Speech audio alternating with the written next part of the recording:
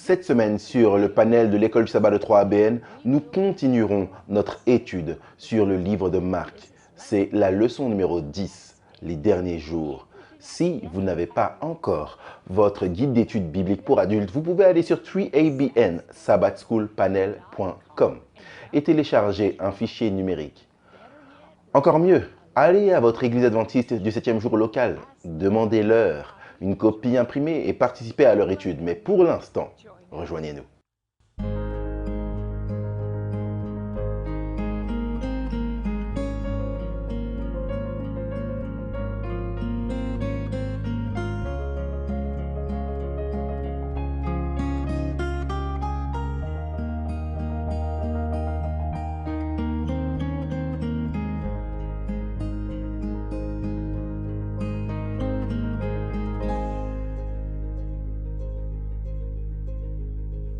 Bonjour, je m'appelle Shelly Quinn et nous vous souhaitons la bienvenue au panel de l'école du sabbat de 3ABN. Vous savez, c'est l'un des programmes préférés de nos téléspectateurs et nous sommes très heureux qu'il vous plaise car ça nous donne le privilège d'étudier pour partager avec vous.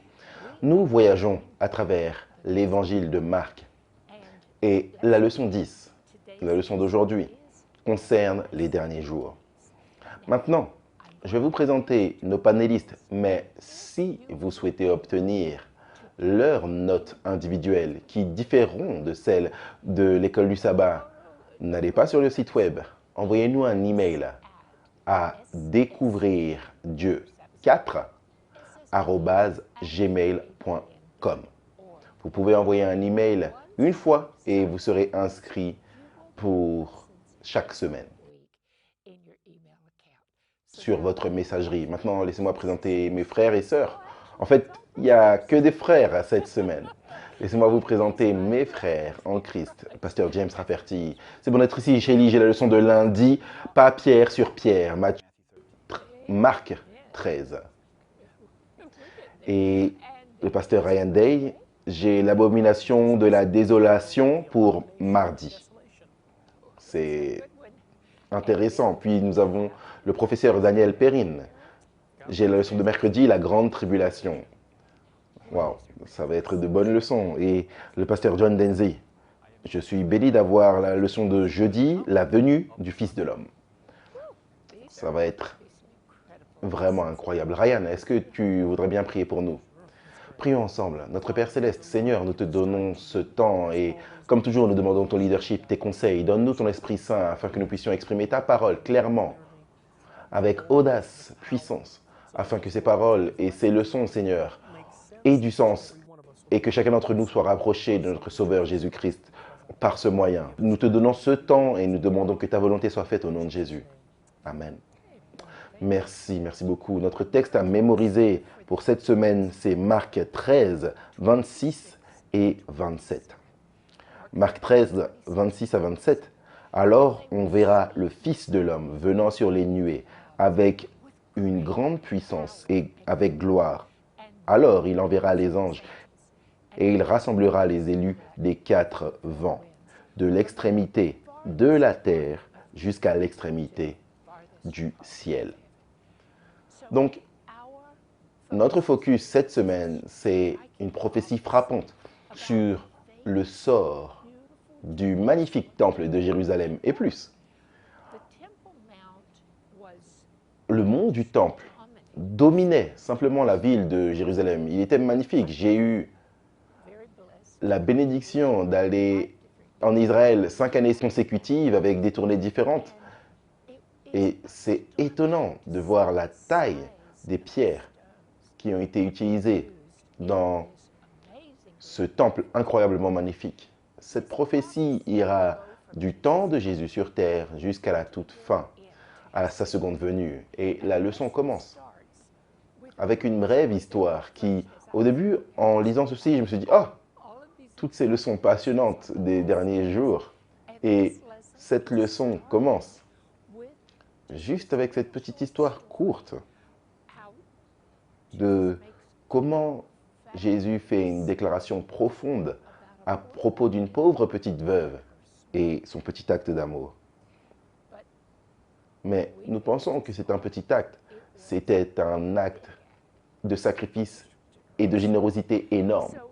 Donc, dans le contexte de cette histoire, ce sera l'histoire de dimanche, 2 petites pièces comme offrande. Rappelez-vous, le contexte de cette histoire, c'est sa dernière visite pour le temple. Et le contexte plus large, c'est la semaine de la Passion.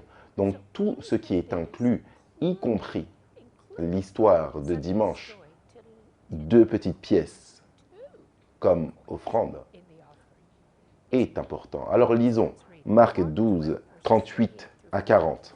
Il leur disait dans son enseignement, « Gardez-vous des scribes qui aiment à se promener en robe longue et à être salués dans les places publiques, qui recherchent les premiers sièges dans les synagogues et les premières places dans les festins, qui dévorent les maisons des veuves et qui font pour l'apparence de longues prières. Ils seront jugés plus sévèrement. » Il dit hypocrite. En particulier les enseignants. Et si quelqu'un est un enseignant, il a une plus grande responsabilité devant le Seigneur. Mais si vous êtes un enseignant hypocrite, vous allez recevoir une plus grande condamnation. Alors, au verset 41, Jésus s'étant assis vis-à-vis du tronc, il est dans la cour des femmes, c'est une cour ouverte, très spacieuse pour les femmes. Et il est assis en face de cet endroit. Il y a 13 récipients en forme de tronc qui sont sur les murs dans cette cour. Et ils sont là pour les offrandes et la collecte des impôts pour le temple. Et il dit qu'il est assis en face de cet endroit et il voit comment les gens mettent de l'argent dans le tronc. Et beaucoup qui étaient riches en mettaient beaucoup. Donc il est assis là, il regarde les fidèles faire leurs contributions. Et un homme riche après l'autre arrive et dépose leurs dons, parfois de manière prétentieuse, pour faire tout le bruit qu'ils pouvaient afin que les gens puissent voir leurs actes de service. Et ils essaient d'impressionner les autres. Mais il est dit au verset 42, Marc 12, 42, « Il vint aussi une pauvre veuve et elle y mit 2 petites pièces. » C'était des petites pièces en cuivre, les plus petites pièces de la monnaie romaine. Elle a jeté 2 petites pièces qui faisaient un quart de sou. Maintenant, il y a un contraste frappant entre les offrandes des riches et les offrandes de cette petite veuve. Jésus se rend compte que cette pauvre veuve a vécu une existence misérable de fin de mois en fin de mois. Et quand elle a mis ces 2 petites pièces, c'était tout ce qu'elle avait pour vivre. En d'autres termes, elle ne savait pas d'où viendrait son prochain repas, jusqu'à ce qu'elle travaille et gagne plus d'argent. Donc, ce n'était pas grand-chose. C'était moins d'une journée de travail. Mais elle donnait dans son amour absolu, sa dévotion absolue. Vous savez, ça me fait penser à 2 Corinthiens 9, 7, où il est dit « Dieu aime celui qui donne joyeusement ». Il aime quelqu'un qui ne compte pas le coût du discipulat. Il a juste hâte de tout donner. Il ne donne pas par contrainte ou par obligation, mais par amour. Et Matthieu 6, 19 à 21, où Jésus nous raconte que lorsque vous donnez, vous accumulez des trésors au ciel, où la rouille et les mites ne peuvent pas détruire. Alors voici ce qui est intéressant. Il loue son don sacrificiel comme un acte de dévotion et de foi. Écoutez ça, Marc 12, 43 et 44. Alors Jésus, il est content, il appelle ses disciples vers lui et il leur dit, « Je vous le dis en vérité, cette pauvre veuve a donné plus qu'aucun de ceux qui ont mis dans le tronc, car tous ont mis de leur superflu. Mais elle a mis de son nécessaire tout ce qu'elle possédait, tout ce qu'elle avait pour vivre. » Donc, du point de vue divin de Jésus, cette veuve, ce qu'elle a donné était plus que tout le reste combiné. Elle ne savait pas d'où viendrait son prochain repas. Vous savez, c'est une leçon profonde sur l'idée de la richesse, sur l'idée de la foi. Et l'acte de foi de cette femme est significatif. Donc, qu'est-ce que Jésus fait? Il mesure les motifs du cœur. Cette femme avait la bonne motivation, la générosité et cette idée d'engagement sacrificiel. Les riches ont donné de leur superflu. Elle a donné tout ce qu'elle avait pour vivre, ce qui est une véritable expression de sa dévotion. Donc, la pauvre veuve et son petit cadeau étaient extravagants et Jésus l'a reconnu. Et cela sert de rappel intemporel. C'est important, c'est la dernière semaine, c'est peut-être la dernière fois qu'il est au temple. Et il dit, regardez ce qu'elle a fait. Et il est content. Donc, ce dont nous devons nous souvenir, c'est que ce n'est pas toujours important ce que nous donnons, mais ce que nous retenons, le montant que nous donnons. Vous savez, il y a certaines personnes qui sont assez aisées et qui peuvent faire d'énormes dons, et ça peut sembler impressionnant. Mais qu'est-ce que nous retenons du Seigneur? Le vrai sens du don encourage les croyants à faire confiance aux dispositions de Dieu. J'ai une amie qui, lorsqu'elle est arrivée à Trayabien pour la première fois, elle était dans une mauvaise passe, elle était complètement fauchée. Elle avait un peu d'argent, elle allait faire quelques courses. Elle a croisé quelqu'un sur le bord de la route qui avait un pneu crevé. Elle lui a donné tout ce qu'elle avait. Et Dieu a veillé sur elle, que ses courses soient payées. C'est impressionnant. Alors que nous réfléchissons à ce passage, nous sommes appelés à imiter l'exemple de la veuve, donnant de tout cœur et de manière sacrificielle à Dieu, en particulier dans les derniers jours. Je veux lire ceci parce que je pense que c'est important. C'est une citation du guide de l'étude biblique pour adultes. Et voici ce que le Dr Tom Shepherd a à nous dire. Je cite, « Cette histoire contient une leçon profonde sur la gestion des ressources. Donner à la cause de Dieu ne dépend pas des actions des dirigeants pour être compté comme bienfait devant Dieu. » Écoutez ça. Les chefs religieux du temple étaient corrompus. Pensez à Caïphe, Anne. Mais Jésus n'avait pas pour autant soutenu ceux qui refusaient de donner des offrandes. Souvent, on entend quelqu'un dire « Ah, mais je ne sais pas si j'approuve ce que fait la conférence générale, je ne sais pas si je vais donner ma dîme à la fédération. » Jésus montre exactement le contraire dans cette leçon. Il dit « S'il n'y avait jamais eu des chefs religieux corrompus, Caïphe, Anne, ceux de cette époque étaient parmi les pires et Jésus le savait aussi. Il est vrai que les dirigeants ont la responsabilité sacrée d'utiliser les ressources conformément à la volonté de Dieu. Mais même s'ils ne le font pas, ceux qui donnent à la cause de Dieu sont toujours bénis dans leurs dons, comme l'était cette femme. Retenir la dîme ou les offrandes d'autre part lorsque les dirigeants font quelque chose de déplaisant signifie que le don est lié à leur action, au lieu d'être fait en remerciement à Dieu. Aussi tentant que cela puisse être, c'est un faux problème. Amen. J'aime cette histoire. Shelly, la première fois que j'ai reconnu le lien entre cette histoire et ce que nous sommes sur le point de lire dans Marc 13, je m'appelle James Rafferty, j'ai la leçon de lundi, pas pierre sur pierre. Et en réalité, ce que tu as dit là, Shelly, nous prépare parce que ça va demander un sacrifice complet, donner tout ce que nous avons pour traverser Marc 13. Marc 13, c'est l'un des 3 chapitres des évangiles qui traitent de la fin des temps, les signes des temps. Dans Marc 13, vous avez Matthieu 24 qui est probablement le plus célèbre que Marc 13 et Luc 21. Ces 3 chapitres sont en une certaine sorte parallèles de Apocalypse et Daniel et parlent de signes qui mènent d'abord à la destruction de Jérusalem puis à la seconde venue de Jésus. Et ce qu'il faudra pour nous, pour que nous soyons prêts pour la seconde venue de Jésus, ce n'est pas une offrande partielle de nous-mêmes, mais un abondant complet, une offrande complète, tout ce que nous avons, le donner à Jésus, pas pierre sur pierre. Lisons Marc 13, 1 à 13. Et je ne vais pas tout lire, on va juste lire quelques versets et commenter quelques versets. Je pense que ce sera plus facile pour nous, sinon on ne va pas réussir à tout faire. Nous verrons jusqu'où on peut aller.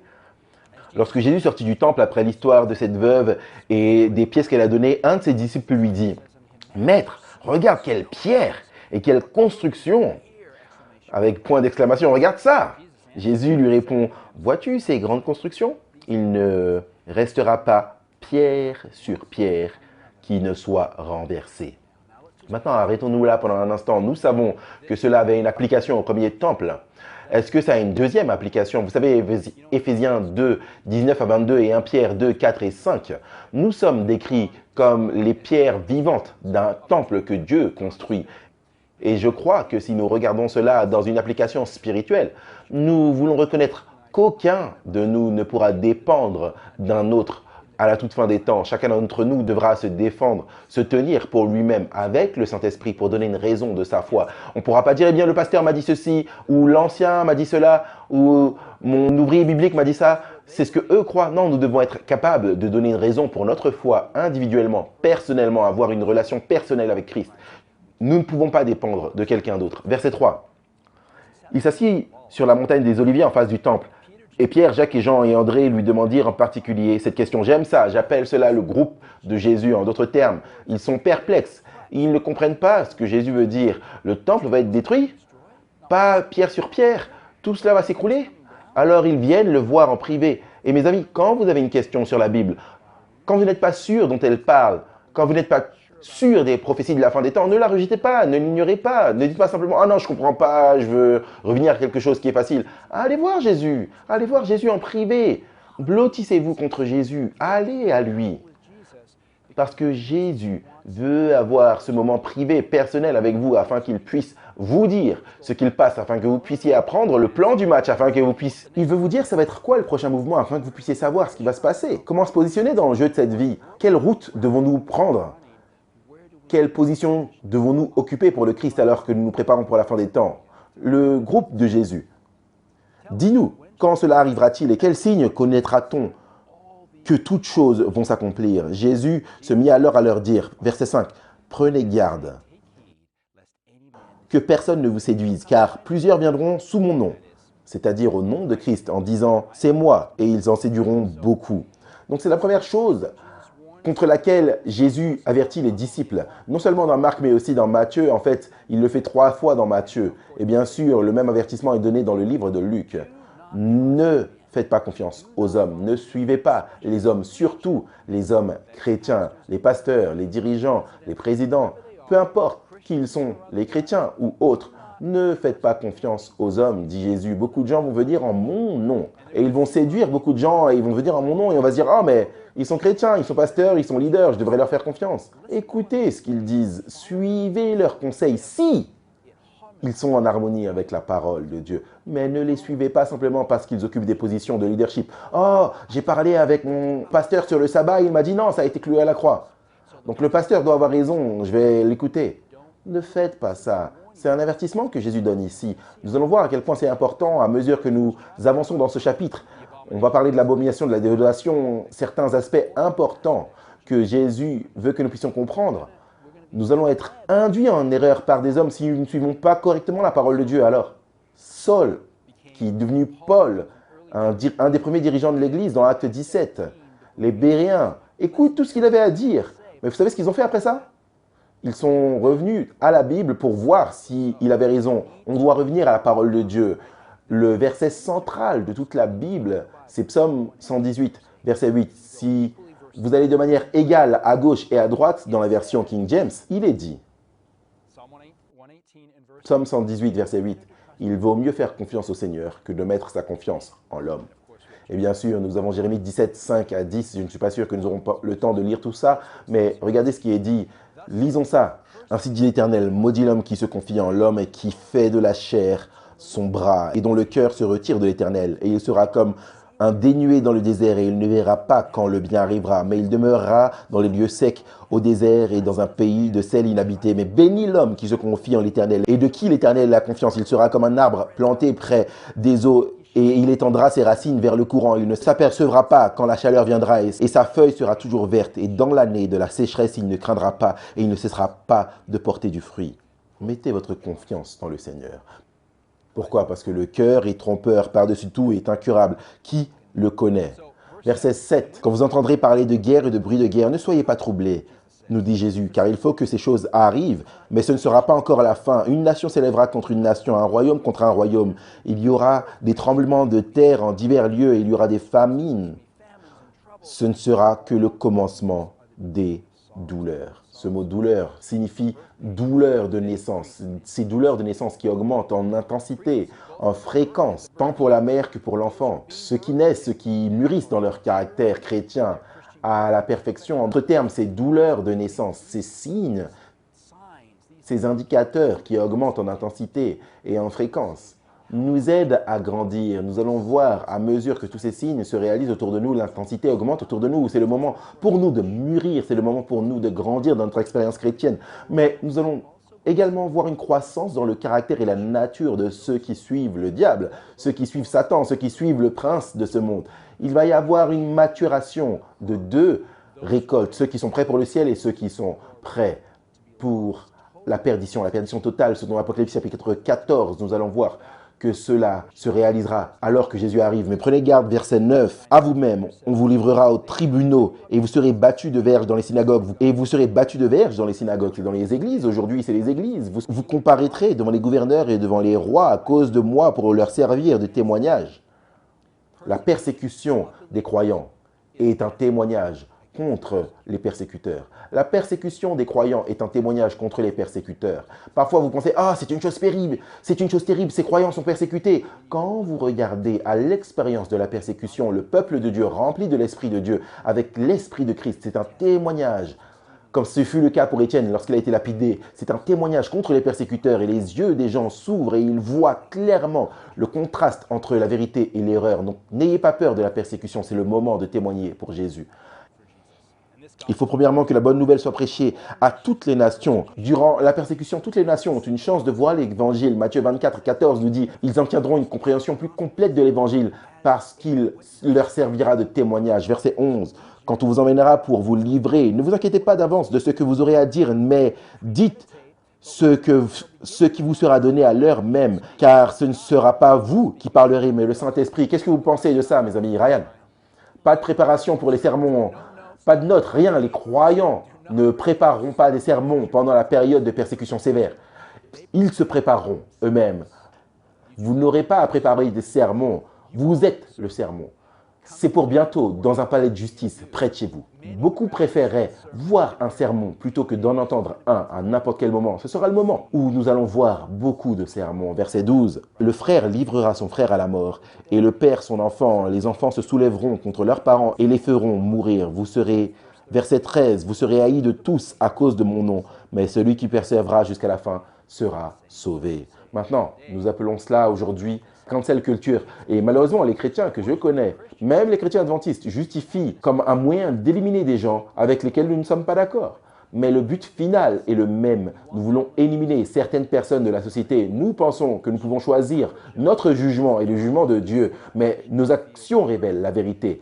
La cancel culture, c'est se mettre à la place de Dieu. C'est l'antéchrist, c'est anti-chrétien à tout point de vue. Comment le croyant doit-il endurer la perte, la trahison de la part de la famille, d'amis proches? Comment pouvons-nous endurer la haine, la mort dans le monde entier? Comment pouvons-nous supporter la culture d'annulation? Hébreux 12, 12 nous dit « C'est en regardant à Jésus, l'auteur et le consommateur de notre foi. Gardez les yeux fixés sur Jésus. » Bien sûr, vous voulez devenir amer. Bien sûr, vous voulez éliminer les gens. Vous voulez vous engager dans la culture d'annulation. Mais abstenez-vous de faire cela. Considérez celui qui a enduré de telles contradictions de la part des pécheurs contre lui. Oui, vous êtes fatigué et lassé, mais laissez-le et éliminez toutes les racines d'amertume. Détendez-vous. Faites confiance à Jésus. Il a ça entre les mains. En fait, c'est ce qu'il dit dans l'évangile de Jean. Que votre cœur ne se trouble point. Je gère la situation. Alors laissez-le. Laissez-le gérer. Ayez confiance en lui. Et vous avancerez dans ces derniers mouvements, ces événements des derniers jours. Amen. Merci, Pasteur James. Nous avons beaucoup plus à venir de qualité égale à ceci. Alors restez à l'écoute. On revient tout de suite.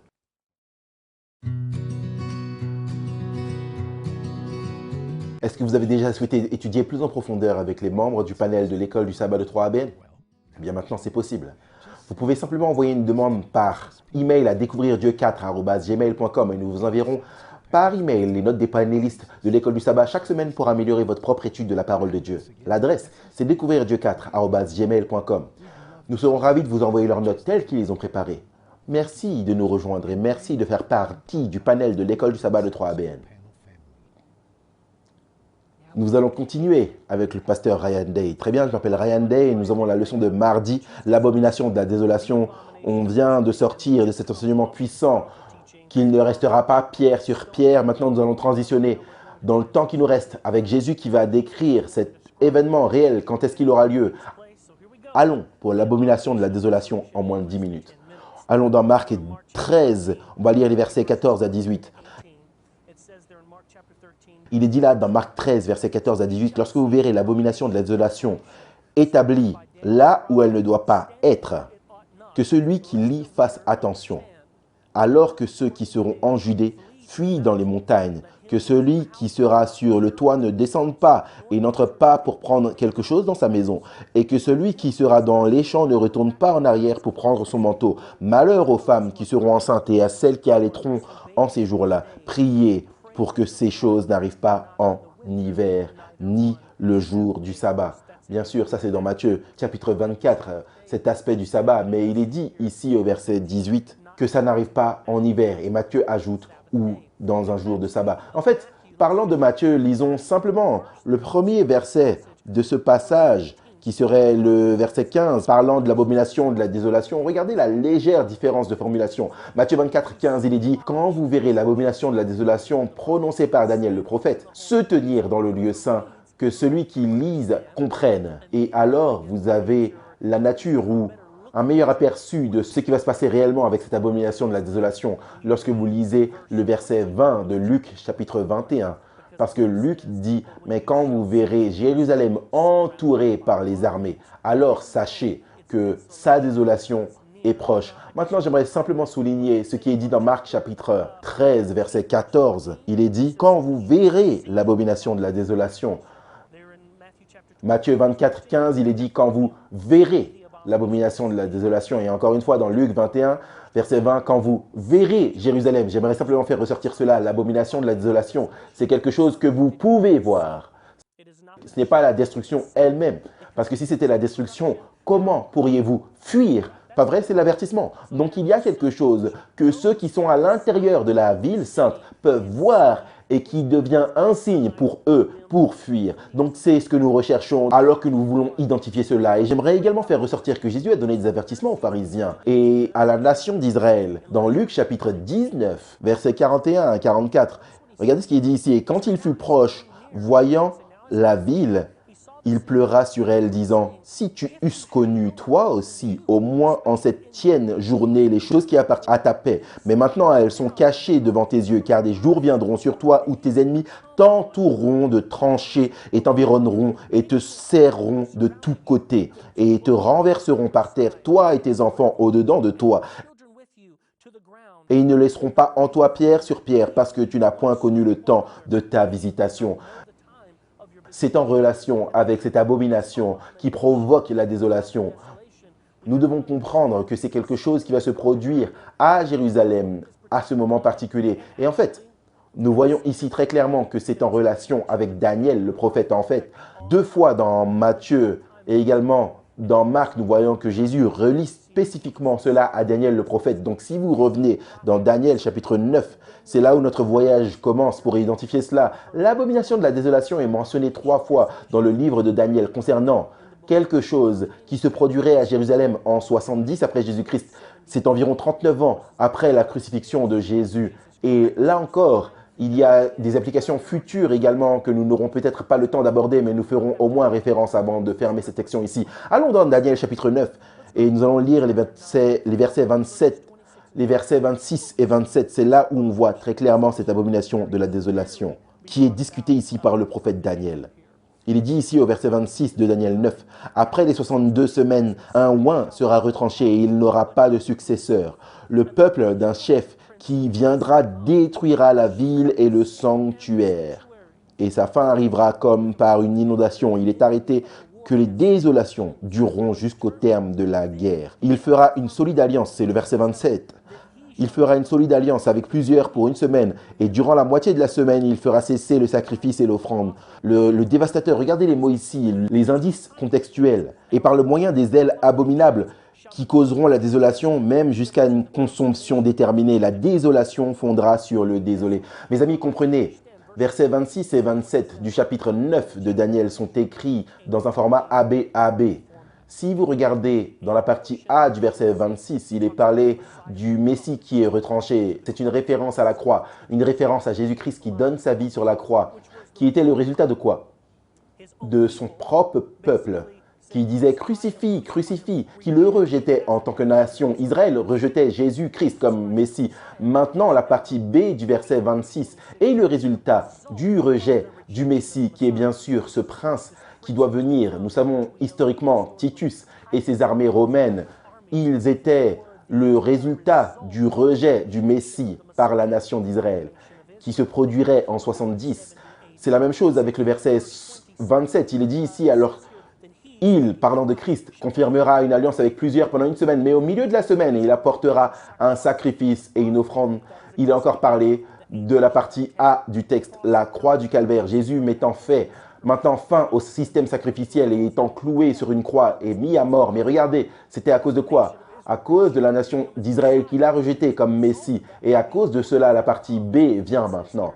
Et il est dit ici, et par le moyen des ailes abominables qui causeront la désolation, même jusqu'à la consommation déterminée, la désolation fondra sur les désolés. Donc ce que nous lisons ici et voyons, c'est que l'abomination qui va provoquer cette désolation, il y aura une sorte d'abomination qui sera un signe pour les Juifs. Et c'est ce contre quoi Jésus met en garde ici, dans Marc 13, dans Matthieu 24 et dans Luc 21. Il avertit les Juifs de cette époque. En particulier, il dit à ses disciples de répandre la nouvelle aux croyants que lorsqu'ils voient cette abomination, ils sauront que sa désolation est proche et que les armées entoureront. C'est un signe qu'ils doivent fuir vers les montagnes. Et l'histoire le rapporte clairement. Je vous encourage également, je n'ai pas assez de temps pour lire cela, mais je vous encourage à aller lire les derniers versets de Matthieu 21 où Jésus dit « N'avez-vous jamais lu dans les Écritures la pierre que les constructeurs ont rejetée est devenue la pierre angulaire ?» Matthieu 21, les derniers versets de Matthieu 23 également. C'est des versets où Jésus avait dit aux dirigeants d'Israël qu'il leur avait dit « Hey, regardez, parce que vous m'avez rejeté, je vais maintenant faire cet accord de Daniel 9. » C'est 70 semaines qui touchent à leur fin. Votre temps touche à sa fin. L'alliance va être confirmée. Et dans ce cas, les fruits de cette nation seront retirés de cette nation et la royauté, la particularité sera retirée de cette nation et donnée à une nation qui emportera les fruits. Et nous savons que Jésus, même dans Matthieu 23, commence en fait au début, quand il est entré dans le temple. Rappelez-vous, il dit « Vous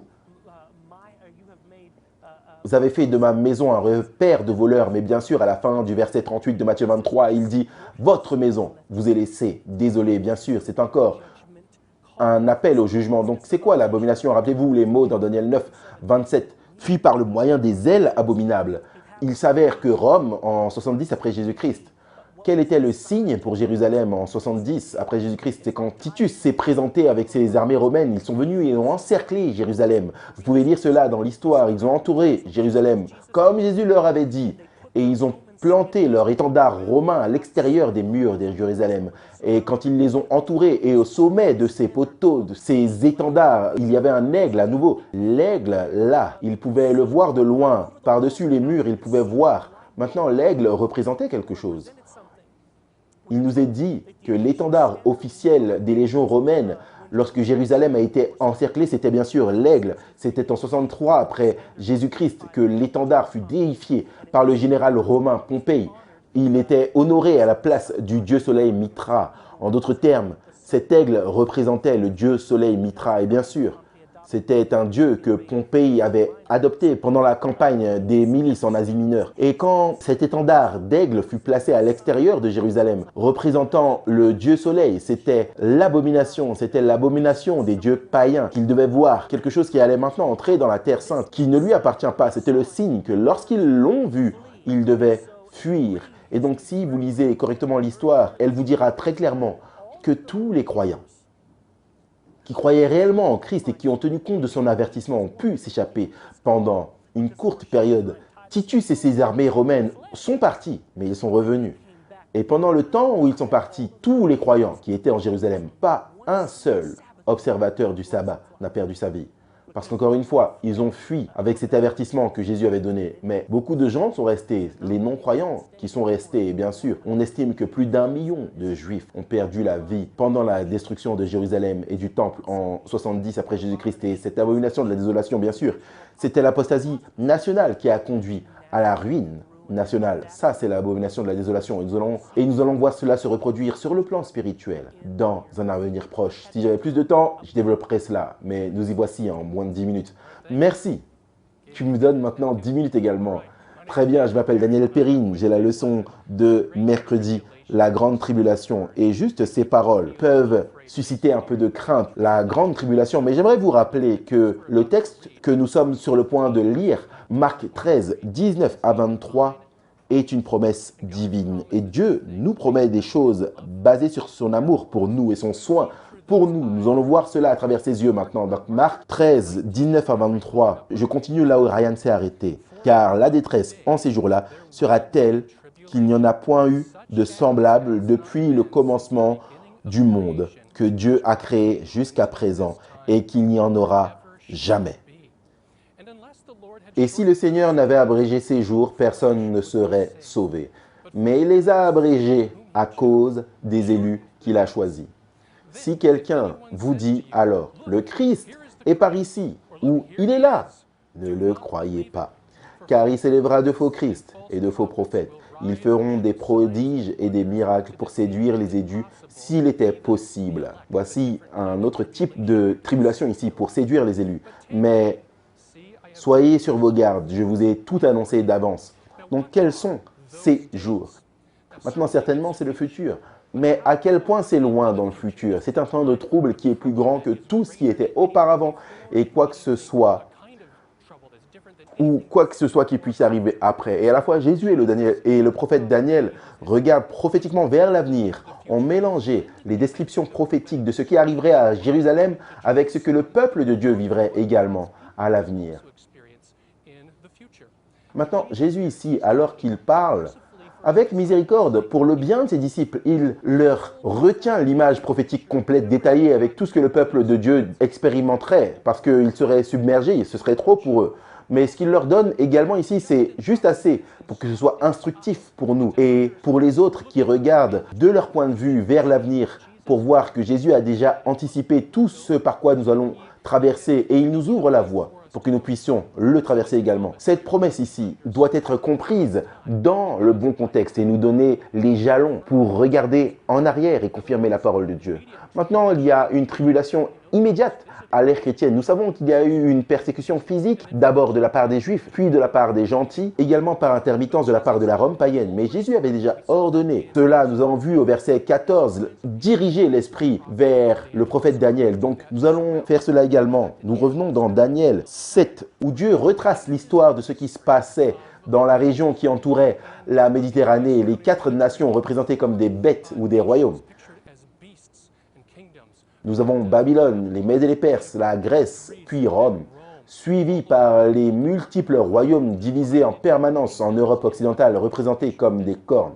Puis, Dieu introduit en vision un nouveau type de personnage, une petite corne, qui n'est pas seulement un pouvoir politique, mais également un pouvoir religieux. Et donc, cette petite corne, c'est ce qui fut pendant un temps la seule église chrétienne largement visible. J'ai choisi tous ces mots avec soin ici. C'est une église apostate, bien qu'il y ait de vrais disciples de Dieu qui sont dirigés à l'intérieur par sa parole. Mais cette église est conduite par une hiérarchie ecclésiastique centrée là, depuis la ville de Rome. Et Dieu l'a décrit ici dans Daniel 7, 25. Cette puissance de la petite corne, elle prononcera des paroles contre le Très-Haut. Elle persécutera les saints du Très-Haut. Et elle espérera changer les temps et la loi. C'est le sabbat de Dieu et sa loi, les 10 commandements. Et les saints seront livrés entre ses mains pendant un temps, des temps et la moitié d'un temps. Donc ça, c'est une période prophétique d'environ 3 ans et demi qui est identique à une période appelée les 1260 jours que nous voyons dans Apocalypse 13, 3 et Apocalypse 12, 6 et les 42 mois que nous voyons dans Apocalypse 11, 2 et Apocalypse 13, 5. Donc c'est une période de 1260 années. Des jours prophétiques sont égaux à des années. Donc on part de 538 après Jésus-Christ et qui arrive à leur terme en 1798 après Jésus-Christ. Donc c'était une époque où l'Église littéralement persécutait les saints de Dieu. Et c'est la période de temps dont Jésus parlait et nous le savons parce que lorsque nous regardons le texte parallèle dans Luc 21, versets 22 à 24, il finit avec cette déclaration « Jérusalem sera foulée aux pieds par les gentils jusqu'à ce que le temps des gentils soit accompli. » Donc nous passons à un verset connecté dans Apocalypse 11, 2 qui dit « Laissez le parvis, c'est la cour extérieure, et ne le mesurez pas, car il a été donné aux gentils, et ils fouleront aux pieds la ville sainte pendant 42 mois. » Voici cette époque des gentils. Donc vous voyez la connexion ici, cette période temporelle à laquelle Jésus fait référence qui rassemble ces textes. Ainsi, cette persécution religieuse des fidèles disciples de Dieu était intense au Moyen-Âge. Et si Dieu n'avait pas abrégé cela, littéralement, aucune chair n'aurait été sauvée. C'était une persécution physique visant à effacer physiquement et littéralement toute personne qui était fidèle à la parole de Dieu, à l'écriture. Et elle a atteint son apogée quand elle était complètement enivrée de pouvoir humain. Il n'y avait pas de surveillance, pas d'équilibre des pouvoirs, pas de contre-institution, pas de groupe de surveillance, pas de lanceur d'alerte. Simplement la poursuite sans entrave d'un accord universel à faire taire toute voix opposée. Et c'est la raison pour laquelle cette période de temps est mentionnée et appelée l'âge des ténèbres. Donc même dans les documents historiques auxquels nous avons accès, je pense que nous n'avons aucune idée du genre d'obscurité qui s'est déchaîné contre les gens lorsqu'ils pensaient qu'aucun œil ne regardait. Alors Jésus dit qu'il y aurait une persécution telle qu'il n'y en a jamais eu et n'en aura jamais. Il n'est pas étonnant que les martyrs soient symboliquement représentés comme criant dans Apocalypse 6 pour la justice divine. Mais comme promis, Dieu intervient et a abrégé cette période pour le bien des élus. Et il utilise la réforme protestante pour ce but, qui a rendu le fait de partager sa foi plus facile parce qu'il y avait des régents et des dirigeants qui permettaient aux gens de partager des idées différentes. Ce qui a abouti à un autre type de persécution ou à un autre type de tribulation. Qu'est-ce que c'était? Ce n'était pas une tribulation physique ou une persécution physique, mais un combat spirituel sous la forme de nouvelles idées, nouvelles croyances, nouvelles tromperies, introduites encore et encore. Et c'est pourquoi nous pouvons lire dans Daniel 12, 1, où il est dit qu'il y aura un temps de trouble tel qu'il n'y en a jamais eu depuis que les nations existent, jusqu'à ce temps-là. Parce que maintenant, il ne s'agit pas d'une manipulation physique, d'une persécution de force brute, mais Satan continue de déployer ses efforts pour tromper et détourner les gens. Mais maintenant, il essaie spirituellement de tordre leurs esprits. De faux prophètes se lèvent, de faux Christ. Et remarquez qu'il n'est pas dit qu'il n'y aura pas de prophètes, ou qu'on ignorera tous les prophètes, mais qu'il y aura de faux prophètes. Joël avait déjà prédit cela dans Joël 2, 28 et 29, qu'il y aura un déversement de la puissance prophétique. Donc, il nous faut anticiper que Dieu parlera conformément à sa parole déjà révélée par la bouche des humains remplis du Saint-Esprit. Mais il y aura de faux signes et de faux prodiges, des gens qui prétendront avoir une sorte d'illumination spirituelle, que Dieu aurait donné de nouvelles lumières, de nouvelles vérités que vous ne trouverez ailleurs. Mais si vous m'écoutez, je vais vous les présenter dans un nouveau cadre. Et nous voyons de petits groupes dissidents s'éloigner de ce que Dieu a clairement révélé, qui prétendent être dirigés par Dieu. Et donc, ce sont des gens religieux qui utilisent l'écriture, mais qui ne divisent pas correctement la parole de vérité, mais qui la manipulent et la tordent. Des affirmations de la part de leaders spirituels. Dieu ouvre la porte pour cela, parce que ces miracles feront croire aux gens que Dieu est derrière cela. Les miracles, cependant, ne prouvent pas toujours que Dieu est derrière, parce qu'il y a plus d'une puissance qui opère des miracles dans ce monde. Et Dieu certainement a ouvert la voie parce qu'il nous l'a apporté. Mais si ce n'est pas conforme à la parole de Dieu, à ce qu'il a révélé, alors ce n'est pas de Dieu, même si c'est miraculeux. Donc Satan introduit des tromperies, des ruses, des camoufleries, des séductions qui sont partout autour de nous Ne pensez pas qu'elle n'existe pas. Donc nous devons soumettre chaque émotion, chaque idée à Dieu et à sa parole. Les chrétiens, à la fin des temps, c'est l'église de Laodicée qui a besoin de se collir de la part de Dieu pour nous permettre de voir la vérité et pas seulement d'autres enseignements et des choses qui nous font nous sentir bien. Jésus dit ici à la fin, je vous ai dit ces choses auparavant. Maintenant, quand est-ce que Jésus nous a dit ces choses en avance? Il nous l'a révélé dans l'Écriture. À partir de la Genèse, directement Dieu nous l'a donné. Et donc, les élus, en ce moment, doivent être des étudiants assidus des Écritures. Vous nous entendez dire cela encore et encore. On l'a déjà dit sur ce panel aujourd'hui. Nous devons être des étudiants assidus des Écritures. Ces autres livres, ces autres films, ces autres choses, mettez-les de côté et dites Seigneur, je dois m'engager à respecter ta parole le matin, le midi, le soir. Je vais garder un exemplaire de poche avec moi, un dans ma voiture, je vais y penser, je vais en parler, je vais le partager avec mes enfants. Faites attention à ce que disent les enseignants. Apprenez la Bible pour vous-même et appliquez-le avec la sagesse du Saint-Esprit à tout ce que vous entendez. Amen. Merci beaucoup. Maintenant, nous arrivons à la partie de jeudi de cette étude et c'est la venue du Fils de l'homme. Pour cette portion, nous allons dans Marc 13, versets 24 à 32. De quoi parlons-nous ici? Voici la question que nous nous posons. À partir du verset 24, « Mais dans ces jours, après cette détresse, le soleil s'obscurcira, la lune ne donnera plus sa lumière. Les étoiles tomberont du ciel, et les puissances qui sont dans les cieux seront ébranlées. Alors on verra le Fils de l'homme venant sur les nuées avec une grande puissance et avec gloire. Alors il enverra ses anges, et il rassemblera les élus des quatre vents, de l'extrémité de la terre jusqu'à l'extrémité du ciel. Instruisez-vous par une comparaison tirée du figuier. Dès que ses branches deviennent tendres et que les feuilles poussent, vous connaissez que l'été est proche. De même, quand vous verrez ces choses arriver, sachez que le Fils de l'homme est proche à la porte. Je vous le dis en vérité, cette génération ne passera point que tout cela n'arrive. Le ciel et la terre passeront, mais mes paroles ne passeront point. Pour ce qui est du jour ou de l'heure, personne ne le sait, ni les anges du ciel, ni le Fils, mais le Père seul. Donc nous avons ici, dans ces versets, un message de la seconde venue de notre Seigneur et Sauveur Jésus-Christ. Des signes sont mentionnés. Vous avez déjà entendu certaines informations qui sont précieuses pour vous et moi, pour que nous puissions les étudier. Mais quand vous regardez l'idée ou la réalité de la seconde venue, il y a plus de 1800 références bibliques à la seconde venue de Jésus-Christ. Puis de 1800. C'est beaucoup. La seconde venue est soulignée dans environ 17 livres de l'Ancien Testament et 23 des 27 du Nouveau Testament. Et il parle de la seconde venue de Jésus-Christ. Donc, avec ceci, ces pensées à l'esprit, est-ce que la seconde venue est importante? Oui, bien sûr.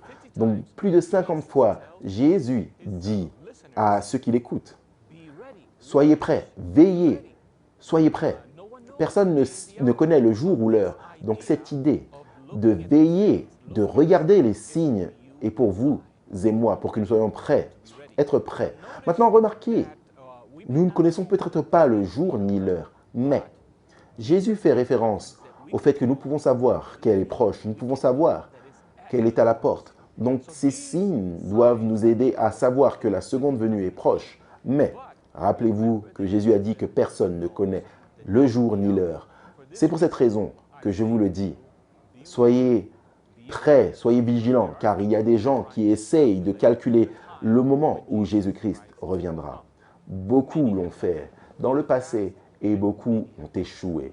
Et toute tentative, que ce soit aujourd'hui, dans le futur, échouera parce que personne ne connaît le jour ou l'heure. Le Seigneur ne l'a pas révélé à ce moment-là. Donc nous devons être prêts pour ce moment où cela se produira.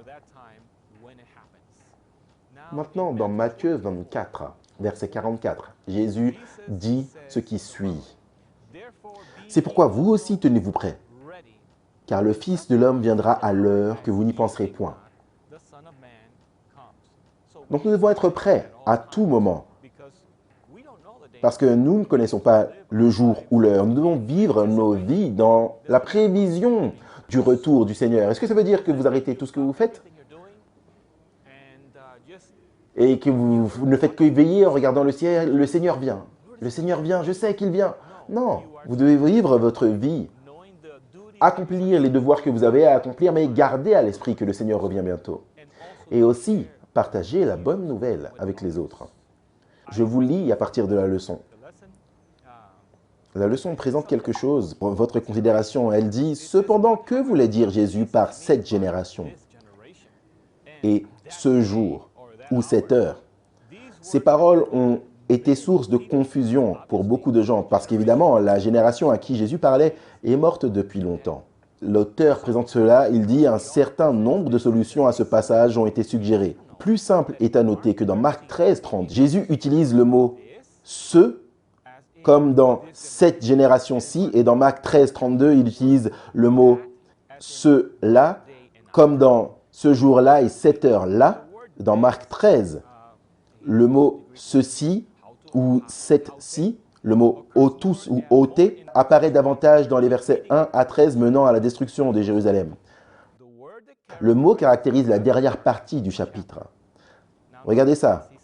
Ainsi, cette génération-ci se réfère très probablement à la génération du 1er siècle qui avait vu la destruction de Jérusalem, comme Marc 13, 30 le décrit. Cependant, Marc 13, 32 se réfère à la seconde venue de Christ, qui est encore future et était plus éloignée du 1er siècle. Par conséquent, Marc 13, 32 utilise cela pour parler d'événements plus éloignés du 1er siècle.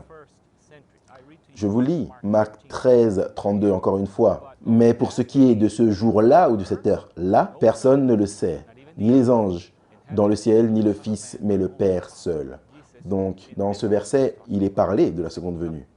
Ainsi, allons à 1 Thessaloniciens chapitre 4, versets 13 à 18.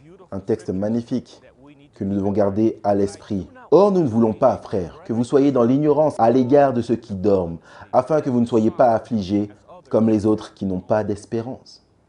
Car si nous croyons que Jésus mourut et qu'il est ressuscité, de même aussi avec lui, Dieu amènera ceux qui se sont endormis par Jésus. En Jésus. Ils sont dans la tombe, ils dorment en Jésus. Car nous vous disons ceci par la parole du Seigneur, que nous, les vivants, qui demeurerons jusqu'à la venue du Seigneur, nous ne devancerons aucunement ceux qui se sont endormis. Ils sont quoi?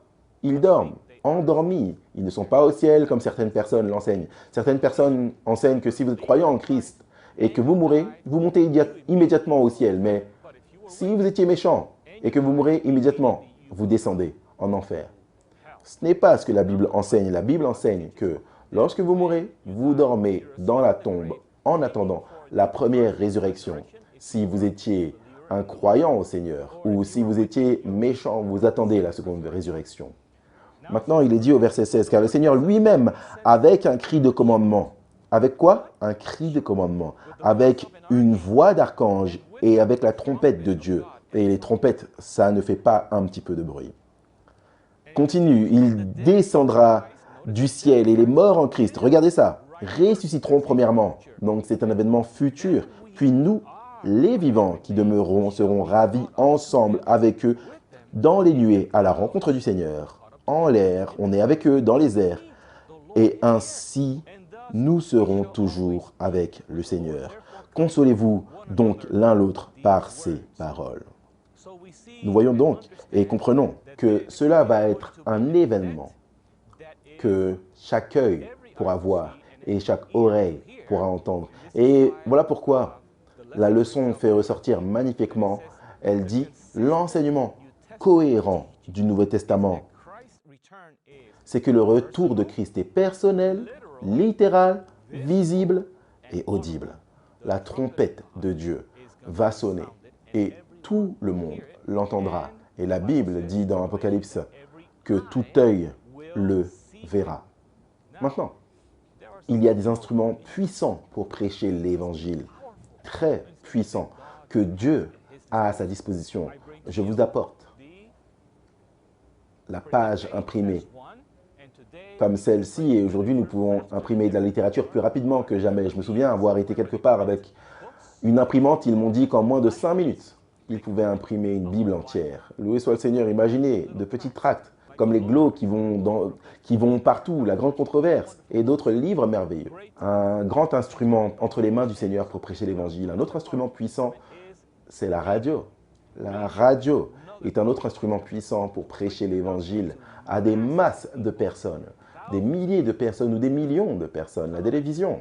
TuneIn utilise tout cela, la page imprimée, la radio, la télévision, pour prêcher l'Évangile éternel. Loué soit le Seigneur. Un autre instrument puissant a fait surface, je ne sais pas, il y a 20 ans, qui aurait pensé qu'Internet, il y a 20 ans, maintenant, tout le monde, presque tout le monde a accès à Internet via des téléphones, etc. Je sais qu'il y a des endroits où il y a des gens dans des endroits reculés qui n'ont pas accès, mais il y a même un effort de la part d'individus pour placer des satellites dans l'espace pour que le monde entier ait accès à Internet. Mais il existe un autre instrument puissant pour prêcher l'Évangile que je n'ai pas encore mentionné. Et cet instrument puissant, c'est vous. Si vous permettez au Saint-Esprit de venir dans votre cœur, parce qu'il n'y a pas de limite à ce que Dieu peut faire avec quiconque qui s'abandonne complètement au Seigneur.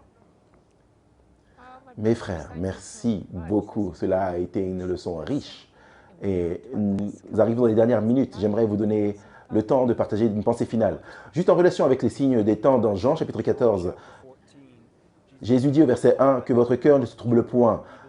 Croyez en Dieu, croyez aussi en moi. Jésus veut nous rappeler qu'il maîtrise tout et qu'il nous a entre ses mains. J'aimerais simplement vous rappeler quelque chose de témoignage pour l'Église. Volume 5 à la page 465, il est dit que le temps n'est pas loin où, comme les premiers disciples, nous serons obligés de chercher un refuge dans des endroits désolés et solitaires. De même que le siège de Jérusalem par les armées romaines était le signal de la fuite des chrétiens vers la Judée, ainsi la prise du pouvoir de la part de notre nation dans le décret imposant le sabbat papal sera pour nous un avertissement. Amen. Quand vous verrez de faux prophètes se lever, vous pourrez dire « Loué soit le Seigneur ». Jésus a vu cela venir avant et il nous accompagnera à travers cela. Amen. Je vous encourage à vous impliquer et à laisser les autres savoir que Jésus revient bientôt, qu'il est notre Sauveur. Et rappelez-vous Matthieu 24, 44. C'est pourquoi vous aussi soyez prêts, car à l'heure que vous ne pensez pas, le Fils de l'homme vient. Je ne sais pas si je dois lier cela, mais la pensée qui me vient à l'esprit, c'est 1 Thessaloniciens 3, 12 et 13, où Paul bénit, dit que le Seigneur vous fasse abonder et surabonder en amour, afin que, donc il y a un but ici, pour affermir vos cœurs sans reproche en sainteté devant notre Dieu et Père, en la venue de notre Seigneur Jésus avec tous ses anges. Alors que vous grandissez dans l'amour, vous grandissez dans la sainteté, parce que l'amour consume le péché. Rejoignez-nous la semaine prochaine pour la leçon numéro 11. Arrêtez et jugez.